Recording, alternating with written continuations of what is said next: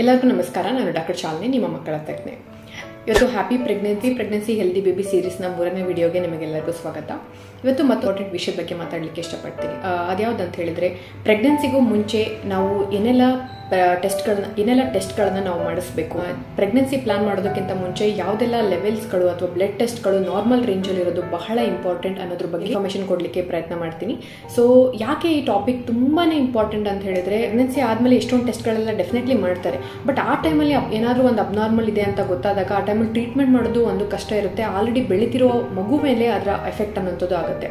ಈ ಟೆಸ್ಟ್ಗಳು pregnancy plan ಮಾಡ್ತಿರುವಂಥ ಎಲ್ಲ ಫೀಮೇಲ್ಸ್ಗೂ ಕೂಡ ಅನ್ವಯ ಆಗುತ್ತೆ. ಈ ವಿಡಿಯೋದಲ್ಲಿ ಒಂದು ಇನ್ಫರ್ಟಿಲಿಟಿ ಇಶ್ಯೂ ಅಥವಾ ಪ್ರೆಗ್ನೆನ್ಸಿಗೋಸ್ಕರ ಸ್ಟ್ರಗಲ್ ಮಾಡ್ತಿರುವಂತಹ ಫಿಮೇಲ್ಸ್ಗೆ ಇನ್ನ ಬೇರೆ ರೀತಿಯಾದಂತಹ ಟೆಸ್ಟ್ಗಳು ಬೇಕಾಗುತ್ತೆ.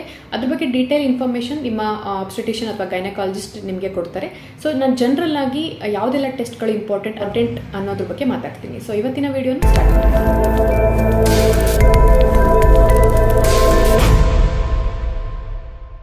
ಸೊ ಮೊದಲನೇದಾಗಿ ಫಸ್ಟ್ ಟೆಸ್ಟ್ ಹಿಮೋಗ್ಲೋಬಿನ್. ಸೊ ನಮ್ಮ ಬಾಡಿಯಲ್ಲಿ ಹಿಮೋಗ್ಲೋಬಿನ್ ಅನ್ನೋಂಥದ್ದು ತುಂಬ ಇಂಪಾರ್ಟೆಂಟ್ ಕೆಲಸ ಮಾಡುತ್ತೆ. ಪ್ರತಿಯೊಂದು ಜೀವಕೋಶಕ್ಕೂ ಕೂಡ ಒಂದು ಪೌಷ್ಟಿಕಾಂಶ ಆಗಿರ್ಬೋದು ಅಥವಾ ಆಕ್ಸಿಜನ್ ಸರಬರಾಜಿಗೆ ತುಂಬ ಇಂಪಾರ್ಟೆಂಟ್. ಇದರ ಜೊತೆಗೆ ಒಂದು ಗರ್ಭದಲ್ಲಿ ಒಂದು ಮಗು ಬೆಳೀತಾ ಇದೆ ಅಂತ ಹೇಳಿದ್ರೆ ಆ ಮಗುವಿಗೂ ಕೂಡ ಆಕ್ಸಿಜನ್, ನಿಮಗೆಲ್ಲರಿಗೂ ಗೊತ್ತಿರುವಂತೆ ಆಕ್ಸಿಜನ್ ಅಥವಾ ಪೌಷ್ಟಿಕಾಂಶ ತಾಯಿಯಿಂದನೇ ಹೋಗ್ತಾ ಇರುತ್ತೆ. ಸೊ ಹಾಗಾಗಿ ಹಿಮೋಗ್ಲೋಬಿನ್ ಲೆವೆಲ್ ಅನ್ನೋಂಥದ್ದು ಕರೆಕ್ಟಾಗಿರೋದು ಬಹಳ ಇಂಪಾರ್ಟೆಂಟ್. ಪ್ರೆಗ್ನೆನ್ಸಿಯಲ್ಲಿ ಆಲ್ರೆಡಿ ಹಿಮೋಗ್ಲೋಬಿನ್ ಲೆವೆಲ್ ಕಡಿಮೆ ಆಗುತ್ತೆ. ಅದಕ್ಕೆ ತುಂಬಾನೇ ಕಾಸಸ್ ಇದೆ, ಅದ್ರ ಬಗ್ಗೆ ನಾನು ಹೋಗೋದಿಲ್ಲ. ಬಟ್ ಆದರೆ ಪ್ರೆಗ್ನೆನ್ಸಿಯಲ್ಲಿ ಎಷ್ಟು ಹಿಮೋಗ್ಲೋಬಿನ್ ಇರುತ್ತೆ, ಅದು ಪ್ರೆಗ್ನೆನ್ಸಿಗಿಂತ ಮುಂಚೆ ಹಿಮೋಗ್ಲೋಬಿನ್ ಎಷ್ಟಿರುತ್ತೆ ಅದು ಡ್ರಾಪ್ ಆಗುವಂಥ ಚಾನ್ಸ್ ಇರುತ್ತೆ. ಸೊ ಹಾಗಾಗಿ ಹಿಮೋಗ್ಲೋಬಿನ್ ಅನ್ನೋಂಥದ್ದು ಸರಿಯಾದ ಸ್ಟೇಟಸಲ್ಲಿ ಇಟ್ಕೊಳ್ಳೋದ್ರಿಂದ ಒಂದು ಮದರ್ಗೂ ಕೂಡ ಇಂಪಾರ್ಟೆಂಟ್. ಎಸ್ಪೆಷಲಿ ಕೆಲವೊಂದು ಪ್ರೆಗ್ನೆಂಟ್ ಫೀಮೇಲ್ಸ್ಗೆ ತುಂಬಾನೇ ಸುಸ್ತಾಗೋದು, ಈ ಪ್ರೆಗ್ನೆನ್ಸಿನ ಒಂಥರ ಸ್ಟ್ರೆಸ್ಫುಲ್ ಸಿಚುವೇಶನ್ಸ್ ಆಗುತ್ತೆ. ತುಂಬ ಹಿಮೋಗ್ಲೋಬಿನ್ ಕಮ್ಮಿ ಇದ್ದಾಗ ಹೃದಯ ಬಿಡ್ತಾ ಕೂಡ ತುಂಬ ಜಾಸ್ತಿ ಅನ್ಸೋದು, ಮಲ್ಕೊಂಡಿದ್ದಾಗಲೂ ಕೂಡ ಟುಕು ಅಂತ ಹಾರ್ಟ್ ಬೀಟ್ ಅವರಿಗೆ ಕೇಳಿಸುತ್ತೆ. ಮತ್ತು ಮಗುವಿನ ಬೆಳವಣಿಗೆಗೂ ಕೂಡ ಕುಂಠಿತ ಆಗುವಂಥ ಚಾನ್ಸಸ್ ಇರುತ್ತೆ ಈ ಹಿಮೋಗ್ಲೋಬಿನ್ ಕಮ್ಮಿ ಆದಾಗ. ಮತ್ತು ಇದು ಅಲ್ದಿರ ಮತ್ತೆ ಡೆಲಿವರಿ ಆದ ನಂತರ ಕೆಲವೊಂದ್ಸರಿ ಅಬ್ನಾರ್ಮಲಿ ಜಾಸ್ತಿ ಬ್ಲೀಡಿಂಗ್ ಆದಾಗ ಹಿಮೋಗ್ಲೋಬಿನ್ ಏನಾದರೂ ತುಂಬಾ ಕಮ್ಮಿ ಇತ್ತು ಅಂತ ಹೇಳಿದ್ರೆ ಅದರಿಂದ ಕಾಂಪ್ಲಿಕೇಶನ್ಸ್ ಕೂಡ ಜಾಸ್ತಿ ಆಗುತ್ತೆ. ಸೊ ಪ್ರೆಗ್ನೆನ್ಸಿಗಿಂತ ಮುಂಚೆನೆ, ಎಸ್ಪೆಷಲಿ ನಮ್ಮ ಇಂಡಿಯಾದಲ್ಲಿ ತುಂಬ ಜನ ಫೀಮೇಲ್ಸ್ಗೆ ಹಿಮೋಗ್ಲೋಬಿನ್ ಅನ್ನೋದು ಕಮ್ಮಿನೇ ಇರುತ್ತೆ. ಸೊ ಪ್ರೆಗ್ನೆನ್ಸಿಗಿಂತ ಮುಂಚೆನೇ ಹಿಮೋಗ್ಲೋಬಿನ್ ಕಮ್ಮಿ ಇದೆ ಅಂತ ಗೊತ್ತಾದರೆ ಸೊ ಡಯಟ್ ಮಾಡಿಫಿಕೇಶನ್ ಮಾಡಿಕೊಂಡು ಅಥವಾ ಟ್ಯಾಬ್ಲೆಟ್ಸ್ಗಳನ್ನ ಸ್ಟಾರ್ಟ್ ಮಾಡೋದ್ರಿಂದ ಈ ಹಿಮೋಗ್ಲೋಬಿನ್ ಅಪ್ರಾಪ್ರಿಯೇಟ್ ಸ್ಟೇಟ್ ಬರಲಿಕ್ಕೆ ಹೆಲ್ಪ್ ಆಗುತ್ತೆ. ಸೊ ಇದರಿಂದ ಒಂದು ಪ್ರೆಗ್ನೆನ್ಸಿ ಜರ್ನಿ ಕೂಡ ಹೆಲ್ತಿ ಆಗಿರುತ್ತೆ, ಮಗು ಕೂಡ ಚೆನ್ನಾಗಿ ಬೆಳವಣಿಗೆ ಆಗುತ್ತೆ. ಸೊ ಹಾಗಾಗಿ ಡೆಫಿನೆಟ್ಲಿ ದಯವಿಟ್ಟು ಒಂದು ಬೇಸ್ಲೈನ್ ಹಿಮೋಗ್ಲೋಬಿನ್ ಟೆಸ್ಟ್ ಅಂತ ಏನು ಕರಿತೀವಿ, ಸೊ ಕಂಪ್ಲೀಟ್ ಬ್ಲಡ್ ಕೌಂಟನ್ನು ನೀವು ಮಾಡಿಸೋದು ಇಂಪಾರ್ಟೆಂಟ್ ಇರುತ್ತೆ. ಮತ್ತೆ ಎರಡನೇ ಟೆಸ್ಟ್ ಬಗ್ಗೆ ಮಾತಾಡಬೇಕು ಅಂತ ಹೇಳಿದ್ರೆ ಥೈರಾಯ್ಡ್ ಫಂಕ್ಷನ್ ಟೆಸ್ಟ್. ಈ ಥೈರಾಯ್ಡ್ ಅನ್ನುವಂಥದ್ದು ಮಗುವಿನ ಮೆದುಳಿನ ಬೆಳವಣಿಗೆಗೆ ತುಂಬಾ ಇಂಪಾರ್ಟೆಂಟ್ ಆಗಿರುತ್ತೆ. ಸೊ ಎಷ್ಟೋ ಜನ ಫೀಮೇಲ್ಸಿಗೆ ಹೌದು ನೀವು ಅಂತೀರಾ ನನಗೇನು ಸಿಂಪ್ಟಮ್ಸೇ ಇಲ್ಲ, ಸೊ ಮಾಡಿಸ್ಕೋಬಾರ್ದಂತ. ಎಷ್ಟೊಂದು ಸರಿ ನಾವು ಅಸಿಂಪ್ಟಮ್ಯಾಟಿಕ್, ಏನು ಸಿಂಪ್ಟಮ್ಸ್ ಇಲ್ದಿರ ಥೈರಾಯ್ಡ್ ಡಿಟೆಕ್ಟ್ ಆಗಿರುವಂಥ ಫೀಮೇಲ್ಸನ್ನು ನೋಡಿದ್ದೀವಿ. ಎಸ್ಪೆಷಲಿ ಪ್ರೆಗ್ನೆನ್ಸಿಯಲ್ಲಿ ಎಷ್ಟೋ ಮದರ್ಸಿಗೆ ಥೈರಾಯ್ಡ್ ಅಂತ ಗೊತ್ತಾಗುತ್ತೆ. ಏನು ಸಿಂಪ್ಟಮ್ಸ್ ಇರಬೇಕಂತಿಲ್ಲ, ಎಲ್ಲರಲ್ಲೂ ಸಿಂಪ್ಟಮ್ಸ್ ಇರಬೇಕಂತಿಲ್ಲ. ಬಟ್ ಆದರೆ ಪ್ರೆಗ್ನೆನ್ಸಿಯಲ್ಲಿ ಇದು ಒಂದು ಥೈರಾಯ್ಡ್ ಲೆವೆಲ್ ಡಿಟೆಕ್ಟ್ ಆದಾಗ ಮತ್ತೆ ಮೆಡಿಸಿನ್ಸ್ ಎಷ್ಟೇ ಸ್ಟಾರ್ಟ್ ಮಾಡಿದ್ರು ಸ್ವಲ್ಪನಾರು ಅದು ಬೇಬಿ ಮೇಲೆ ಅಫೆಕ್ಟ್ ಆಗುವಂಥ ಚಾನ್ಸಸ್ ಇರುತ್ತೆ. ಸೊ ಹಾಗಾಗಿ ಪ್ರೆಗ್ನೆನ್ಸಿಗಿಂತ ಮುಂಚೆನೆ ಅಕಸ್ಮಾತ್ ಇತ್ತಂದ್ರೂ ಅವಾಗ ನಾರ್ಮಲೈಸ್ ಮಾಡಲಿಕ್ಕೆ ಅಥವಾ ಅದಕ್ಕೆ ಬೇಕಾದಂಥ ಮೆಡಿಸಿನ್ಸ್ಗಳನ್ನು ಅಪ್ರಾಪ್ರಿಯೇಟ್ ಆಗಿ ಕೊಡಲಿಕ್ಕೆ ತುಂಬಾನೇ ಹೆಲ್ಪ್ಫುಲ್ ಆಗುತ್ತೆ. ಸೊ ಇದು ಕೂಡ ಮ್ಯಾಂಡೇಟರಿ ಟೆಸ್ಟ್ ಅಂತಾನೆ ಹೇಳ್ಬೋದು. ಸೊ ನಿಮ್ಮ ಥೈರಾಯ್ಡ್ ಲೆವೆಲ್ಸ್ ಹೇಗಿದೆ ಅಂತ ಒಂದ್ಸರಿ ಚೆಕ್ ಮಾಡಿಸೋದು ಬಹಳನೇ ಇಂಪಾರ್ಟೆಂಟ್ ಆಗುತ್ತೆ. ಮತ್ತೆ ಮೂರನೇ ಟೆಸ್ಟ್ ಬಗ್ಗೆ ಹೇಳಬೇಕು ಅಂತ ಹೇಳಿದ್ರೆ ಶುಗರ್ ಟೆಸ್ಟ್. ಏನಪ್ಪ ನಮಗಂತೂ ನಾವು ತುಂಬ ಯಂಗ್ ಏಜ್ ಇದ್ದೀವಿ, ನಮಗಂತೂ ಶುಗರ್ ಏನು ಪ್ರಾಬ್ಲಮ್ ಇಲ್ಲ, ನಮಗೆ ಶುಗರ್ ಟೆಸ್ಟ್ ಮಾಡಿಸ್ಬೇಕಾ ಅಂತ ಎಷ್ಟೊಂದು ಜನ ಕೇಳಬಹುದು.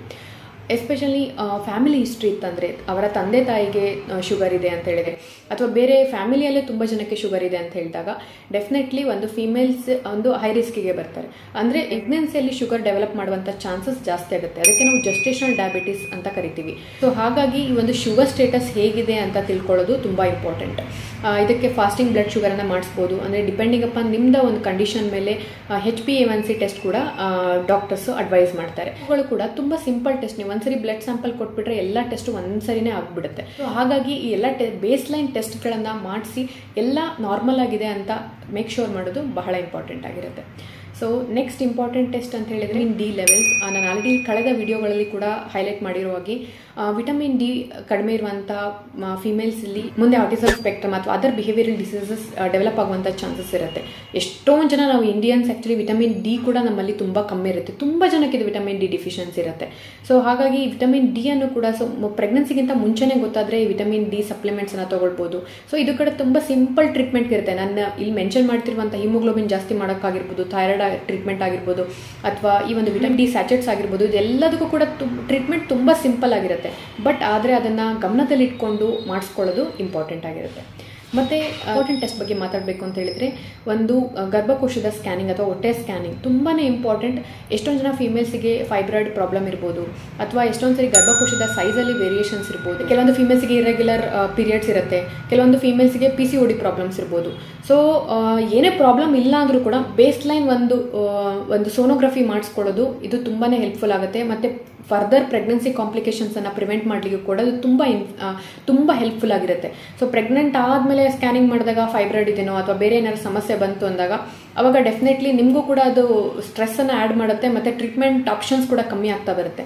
ಸೊ ಹಾಗಾಗಿ ಪ್ರೆಗ್ನೆನ್ಸಿಗಿಂತ ನೀವು ಪ್ರೆಗ್ನೆನ್ಸಿ ಪ್ಲಾನ್ ಮಾಡ್ತಾ ಇದ್ದೀರಾ ಅಂತ ಹೇಳಿದರೆ ಡೆಫಿನೆಟ್ಲಿ ಒಂದು ಬೇಸ್ ಲೈನ್ ಸೋನೋಗ್ರಫಿ ಮಾಡಿಸೋದು ತುಂಬಾ ಇಂಪಾರ್ಟೆಂಟ್ ಆಗಿರುತ್ತೆ. ಇದರ ಜೊತೆಗೆ ನೀವು ತುಂಬಾ ದಪ್ಪ ಇದ್ದೀರಾ, ನಿಮ್ಮದು body overweight, body mass index BMI ಅಂತ ಏನು ಕರಿತೀವಿ ಅದು ಕೂಡ ತುಂಬ ಜಾಸ್ತಿ ಇದೆ ಅಂತ ಹೇಳಿದ್ರೆ further test like cholesterol levels ಅದು ಕೂಡ ಮೇ ಬಿ ಬೇಕಾಗಬಹುದು. ಇದೆಲ್ಲ ಕೂಡ ನಾರ್ಮಲ್ ಫಿಮೇಲ್ಸ್ ಮಾಡಿಸಬೇಕಾದಂಥ ಟೆಸ್ಟ್ ಬಗ್ಗೆ ನಾನು ಹೈಲೈಟ್ ಮಾಡಿದ್ದೀನಿ. ನಾನು ಯಾವುದೇ ರೀತಿ ಟೆಸ್ಟ್ ಬಗ್ಗೆ ನಾನು ಮಾತಾಡ್ತಾ ಇಲ್ಲ. ಸೊ ನೀವು ಇನ್ಫರ್ಟಿಲಿಟಿಯಿಂದ ಸ್ಟ್ರಗಲ್ ಮಾಡ್ತಾ ಇದ್ರೆ ಡೆಫಿನೆಟ್ಲಿ ಬಿಫೋರ್ ಪ್ಲಾನಿಂಗ್ ಪ್ರೆಗ್ನೆನ್ಸಿ ನಿಮ್ಮ ಆಬ್ಸ್ಟೆಟಿಷಿಯನ್ ಅಥವಾ ಗೈನಕಾಲಜಿಸ್ಟನ್ನು ದಯವಿಟ್ಟು ಭೇಟಿ ಮಾಡಿ. ಮತ್ತು ಮೋರ್ ದೆನ್ 30 ಇಯರ್ಸ್ ಇದ್ದೀರಾ ಅಥವಾ ಲೇಟಾಗಿ ಕನ್ಸೀವ್ ಆಗಿದ್ದೀರಾ ಅಂತ ಅಂದರೂ ಕೂಡ, ಸೊ ಆಗಲೂ ಕೂಡ ಬೆಟರ್ ಪ್ರೆಗ್ನೆನ್ಸಿ ಪ್ಲಾನ್ ಮಾಡೋದಕ್ಕಿಂತ ಮುಂಚೆ ನಿಮ್ಮ ಆಬ್ಸ್ಟೆಟಿಷಿಯನ್ ಗೈನಕಾಲಜಿಸ್ಟನ್ನು ಕನ್ಸಲ್ಟ್ ಮಾಡಿ. ಅಥವಾ ಪ್ರೀವಿಯಸ್ಲಿ ತುಂಬ ಅಬಾರ್ಷನ್ಸ್ ಆಗಿದೆ ಅಥವಾ ಬೇರೆ ಪ್ರೆಗ್ನೆನ್ಸಿನೇ ಆಗ್ತಾ ಇಲ್ಲ ಅಂದ್ರೂ ಕೂಡ ಕೆಲವೊಂದು ಸರಿ ಜೆನೆಟಿಕ್ ಕೌನ್ಸಿಲಿಂಗ್ ಅಥವಾ ಪ್ರೀ ಜೆನೆಟಿಕ್ ಟೆಸ್ಟ್ ಕೂಡ ಬೇಕಾಗಬಹುದು.